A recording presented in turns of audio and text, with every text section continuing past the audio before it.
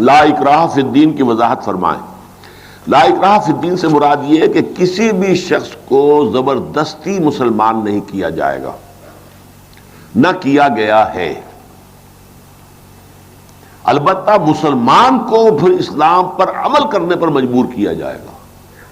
جب تم مسلمان ہو تو نماز پڑھو، کیوں نہیں پڑھتے تم؟ پھر تو تم اسلام کو بدنام کر رہے ہو۔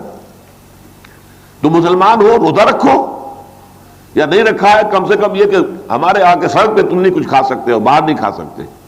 یہ ہے، یہ جبر جو ہے یہ کس پر ہے؟ مسلمان پر ہے۔ یہ کسی عیسائی پر نہیں ہے، کسی ہندو پر نہیں ہے، کسی یہودی پر نہیں ہے۔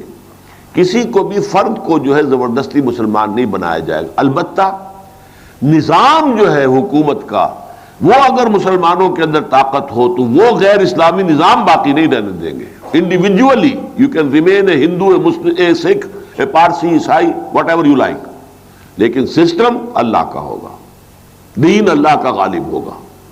دین کے معاملے کے اندر تو جبر کریں گے ہم، اگر ہمارے پاس طاقت ہے ہم طاقت کو استعمال کریں گے اور غلط نظام کا جو ہے غلبہ ختم کر کے صحیح دین حق کا غلبہ قائم کر دیں گے، لیکن انڈیویجول کو اسلام لانے پر مجبور نہیں کیا جائے گا۔